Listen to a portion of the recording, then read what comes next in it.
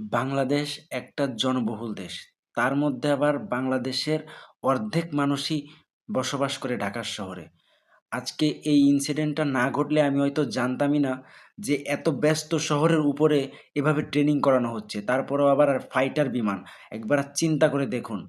এখন এতগুলা বাচ্চা যে মারা গেল, আমার মনে হয় না যে পৃথিবীর কোনো মানুষ, কোনো দেশের মানুষ এইভাবে মৃত্যু কামনা করে। যে ঘটনাটা ঘটছে এইভাবে কেউই মৃত্যু কামনা করে না। আমার মনে হয় রানা প্লাজা ধ্বংসের পরে এই ২য় বার এই ধরনের কোনো ঘটনা ঘটছে বাংলাদেশে। এখন আমি জানি না কাকে দোষ দিব। কিন্তু এই যে ডিসিশনগুলা নেওয়া হয়, কোথায় কি ট্রেনিং করানো হবে না হবে, এইটার রেজাল্ট কিন্তু আমরা এখন দেখতে পারলাম যে কতগুলা ছেলেমেয়ে লেখাপড়া কতগুলা ছেলেমেয়ে পড়া অবস্থায় মারা গিয়েছে। তারা জানতও না, তারা মা-বাবার কাছ থেকে বিদায় নিয়ে আসছিল সকালবেলা। তারা জানতও না যে এমনকি বাবা-মাও জানতো না যে আমার ছেলেমেয়ে আজকে স্কুলে যাচ্ছে, তারা আর ফেরত আসবে না বা তারা ফিরতেছে না। এখন আমার প্রশ্ন হলো এইটা কিভাবে এই ডিসিশনটা কিভাবে নেওয়া হয়? এত ব্যস্ত শহরের উপরে এটা একটা সেনসিটিভ জায়গা।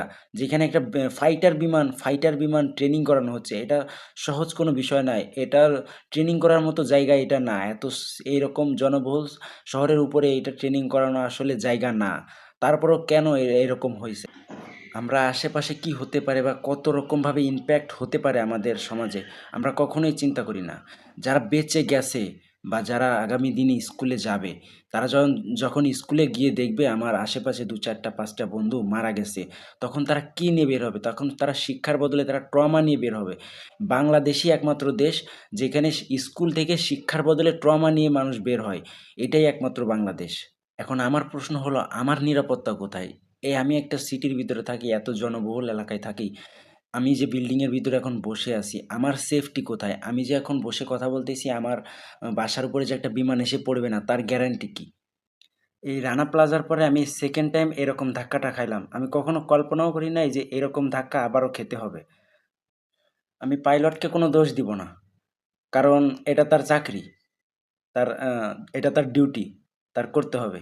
কিন্তু আমি বাংলাদেশ এয়ারফোর্স অথরিটির কাছে জানতে চাই যে এইরকম একটা জনবহুল শহরের উপরে তারা কিভাবে ডিসিশন দেয় ফাইটার বিমান ট্রেনিংয়ের? আমার বুঝে আসে না।